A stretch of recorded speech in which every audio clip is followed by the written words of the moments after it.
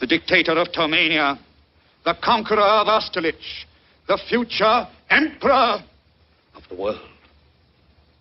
You must speak. I can't. You must. It's our only hope. Hope.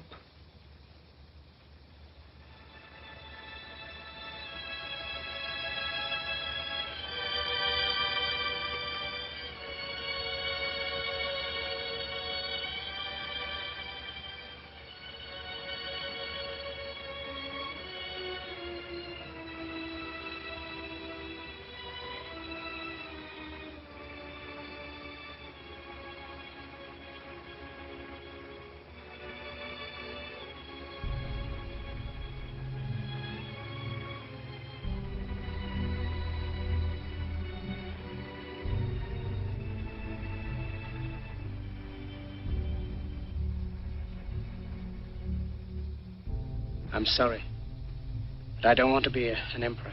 That's not my business. I don't want to rule or conquer anyone. I should like to help everyone if possible. Jew, Gentile, black man, white. We all want to help one another. Human beings are like that. We want to live by each other's happiness, not by each other's misery. We don't want to hate and despise one another. In this world, there's room for everyone, and the good earth is rich and can provide for everyone. The way of life can be free and beautiful. But we have lost the way. Greed has poisoned men's souls, has barricaded the world with hate, has goose-stepped us into misery and bloodshed. We have developed speed, but we have shut ourselves in. Machinery that gives abundance has left us in want. Our knowledge has made us cynical, our cleverness hard and unkind. We think too much and feel too little. More than machinery, we need humanity. More than cleverness, we need kindness and gentleness. Without these qualities, life will be violent, and all will be lost. The aeroplane and the radio have brought us closer together. The very nature of these inventions cries out for the goodness in men, cries out for universal brotherhood, for the unity of us all. Even now, my voice is reaching millions throughout the world, millions of despairing men, women, and little children, victims of a system that makes men torture and imprison innocent people. To those who can hear me, I say, do not despair. The misery that is now upon us is but the passing of greed, the bitterness of men who fear the way of human progress. The hate of men will pass, and dictators die, and the power they took from the people will return to the people. And so long as men die, liberty will never perish.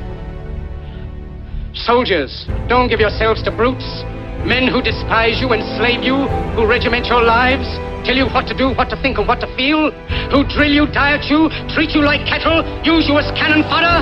Don't give yourselves to these unnatural men, machine men with machine minds and machine hearts. You are not machines, you are not cattle, you are men. You have the love of humanity in your hearts. You don't hate, only the unloved hate, the unloved and the unnatural. Soldiers, don't fight for slavery, fight for liberty. In the 17th chapter of St. Luke it is written, the kingdom of God is within man, not one man nor a group of men, but in all men, in you. You, the people, have the power to create machines, the power to create happiness. You, the people, have the power to make this life free and beautiful, to make this life a wonderful adventure. Then in the name of democracy, let us use that power. Let us all unite. Let us fight for a new world, a decent world, that will give men a chance to work, that will give youth a future and old age a security. By the promise of these things, brutes have risen to power, but they lie. They do not fulfill that promise. They never will. Dictators free themselves, but they enslave the people. Now let us fight to fulfill that promise. Let us fight to free the world, to do away with national barriers, to do away with greed, with hate and intolerance. Let us fight for a world of reason, a world where science and progress will lead to all men's happiness. Soldiers, in the name of democracy, let us all unite!